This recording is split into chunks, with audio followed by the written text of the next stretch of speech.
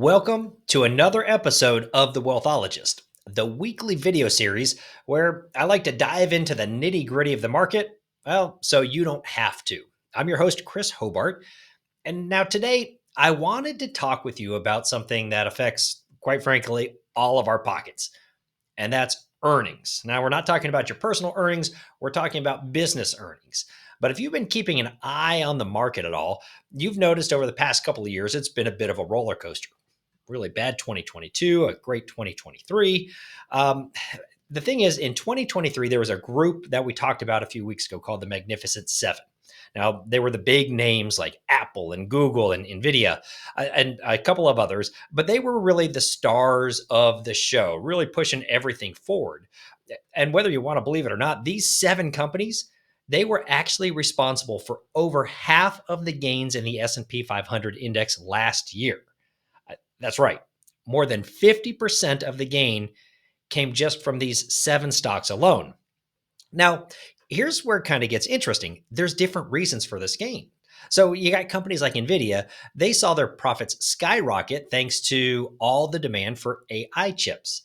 But not everybody in the Magnificent Seven had what we'd consider a banner year. Let's talk about Tesla, for instance. They actually saw their earnings decline. You've got companies like Meta and Amazon. They were really more of a story of bouncing back after a really tough 2022, with earnings now shooting through the roof. But what does that mean for the rest of 2024? After all, we've still got months and months to go. Well, we're starting to see signs that the tech giants might slow down a bit, but the rest of the market could start to catch up. This is kind of a broadening of the markets.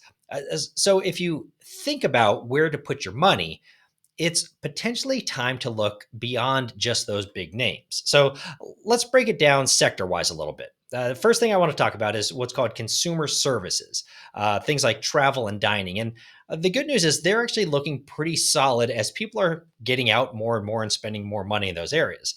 Now, if we go on the flip side, tech stocks, especially the cloud and software companies, they still carry some risks. Uh, it's kind of like right now they're the high roller bet in Vegas.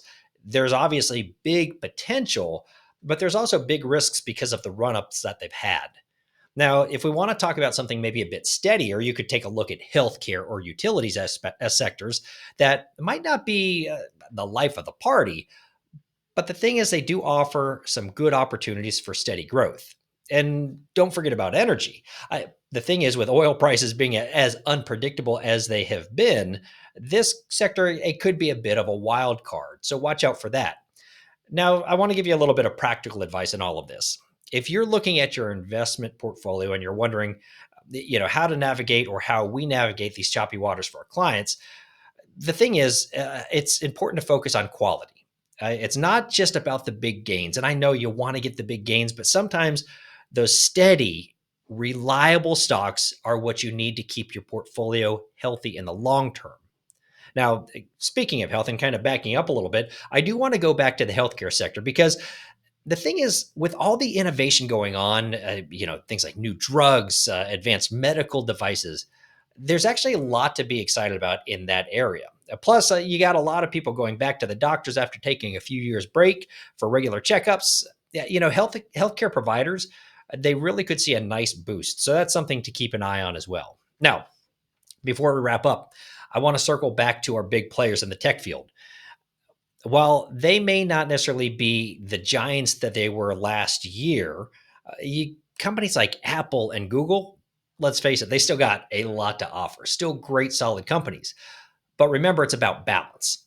So don't put all your eggs in one basket, especially if the market has the potential to be volatile. All right. That's it for today's show. Remember, investing, it is like a marathon. It is not a sprint. You got to keep your eyes on the earnings. You got to diversify your investments. But most importantly, you got to stay informed. You got to keep your finger on the pulse. So I want to thank you for tuning in to The Wealthologist. I'm Chris Hobart, and we're going to be back next week with more insights into making your money work for you.